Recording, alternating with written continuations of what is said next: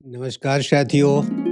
ऐसा इतिहास में कम ही होता है कि जब दो पक्षों में संघर्ष होता हो और अंत में दोनों पक्ष जीत जाते हों। सम्राटों के संघर्ष हों या सरदारों के, कोई न कोई तो जीतता है और कोई न कोई हारता है। मगर भारत विचित्रताओं का देश है। यहाँ अभी एक संघर्ष हुआ और दोनों पक्षों ने जीत का जश्न मनाया। एक जश्न संसद परिसर में मनाया गया और दूसरा जश्न जंतर मंतर पर। देखिए यह वीडियो, एक संसद परिसर का और दूसरा जंतर मंतर का। दोनों जश्न बताते हैं कि कोई हारा नहीं। क्या खुशी है दोनों पक्षों के खेमों में। लगता है कि यह एक संघर्ष ऐसा था जिसमें कोई शत्रु नहीं था। दोनों किसी अज्ञात शत्रु से उलझ रहे थे। तभी तो दोनों पक्ष ऐसा दिखा रहे हैं कि उन्होंने किला फतह कर लिया हो। पूर्व शिक्षा मंत्री धर्मेंद्र प्रधान संसद परिसर में पहुंचे तो बीजेपी सांसद स्वागत के लिए दौड़ पड़े।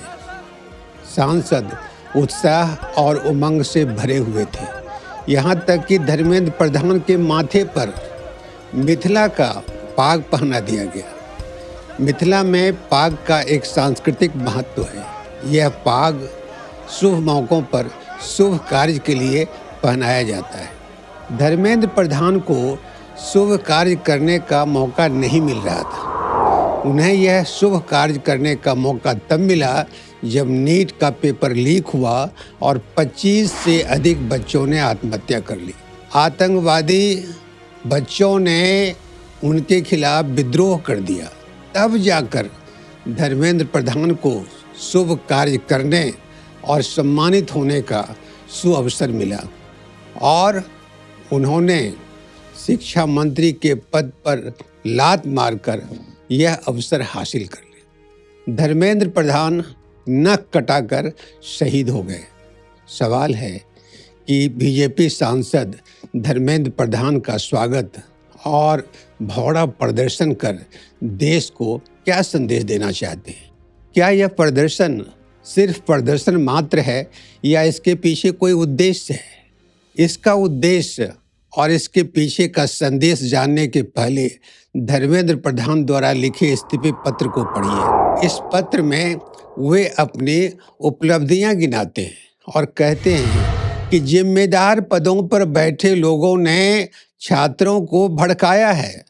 पत्र से ऐसा नहीं लगता कि उन्हें कोई अफसोस है या वे बच्चों की आत्महत्याओं से बेहद परेशान हैं। ये उन सभी बच्चों के लिए जिनकी जिंदगी धर्मेंद्र प्रधान ने लिए थे। बच्चों के आक्रोश और गुस्से में उन्हें साजिश नजर आती है। इसलिए पत्र में लिखा है, जंतर मंतर पर और देश में जो स्थिति बनी उस स्थिति का राष्ट्र विरोधी ताकतें लाभ न उठाएं। यानी उन्होंने जो इस्तीफा दिया है वे राष्ट्र विरोधी ताकत को रोकने के लिए दिया है। बीजेपी के सांसद देश को बताना चाहते हैं कि धर्मेंद्र प्रधान की कोई गलती नहीं थी। वे तो महान हैं। बीजेपी के सांसद उनकी इसी महानता की स्वीकृति अपने भव्य स्वागत के माध्यम से देश को जता और बता रहे हैं। वे राष्ट्र को संदेश दे रहे हैं कि धर्मेंद्र प्रधान ने अपनी नाकामियों के कारण इस्तीफा नहीं दिया, बल्कि कुछ लोग राष्ट्र को बर्बाद करने में लगे हुए थे। राष्ट्र पर बहुत बड़ा खतरा मंडरा रहा था, इसलिए उन्होंने इस्तीफा दे दिया।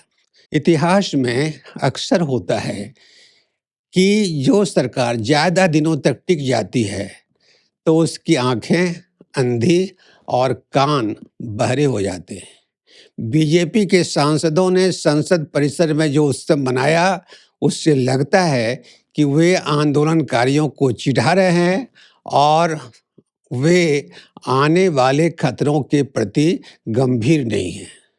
वे ऐसा कर सरकार पर नए खतरे को आमंत्रित भी कर रहे हैं। आज इतना ही। आप सब चैनल को सब्सक्राइब करें और वीडियो को शेयर करें। बहुत बहुत धन्यवाद।